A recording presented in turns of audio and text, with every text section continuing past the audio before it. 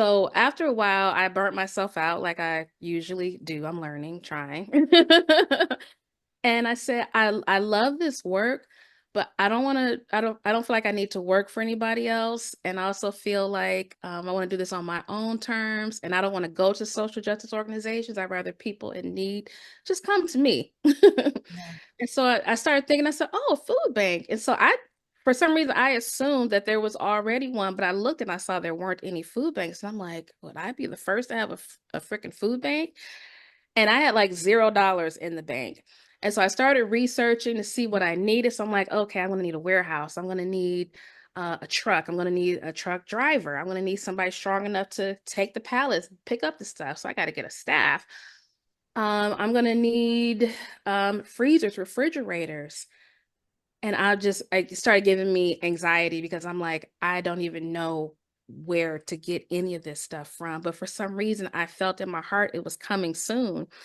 And so I was trying to figure things out with, maybe this church. But then I'm like, I got to get a truck and I don't have any money to pay anybody. And so I just said, okay, this is becoming too much. Universe, I need your help. I said, I don't know how. I said, but if I'm supposed to do this, it needs to fall into my lap. It needs to be easy and gentle. I don't want to work hard for it. I don't want to be stressed out and pull my hair out, have anxiety. I said, I want this to land on me gently, but I need to know it when it happens. So I let it go. So I'm not going to stress anymore. I'm going to see what happens.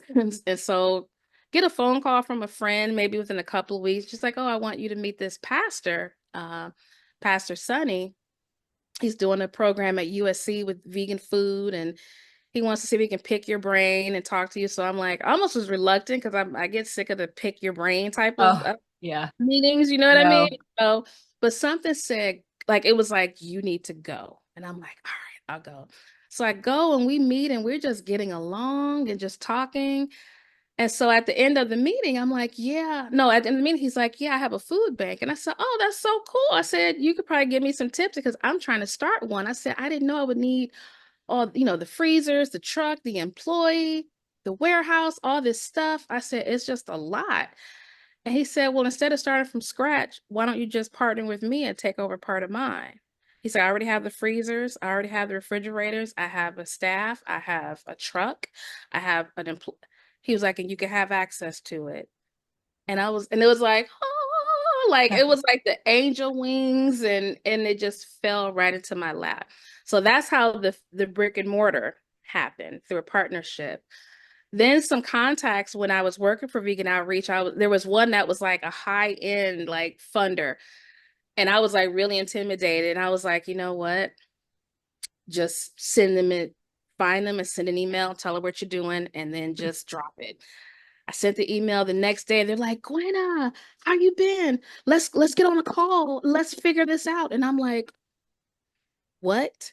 And literally, that's how it was. Now I'm gonna act like I'm super abundant because I'm still learning where the money is and figuring Yeah. it out. But I do have um two people in my corner, one specifically that has, and let me just tell you, just things just when it's for you, things just start aligning.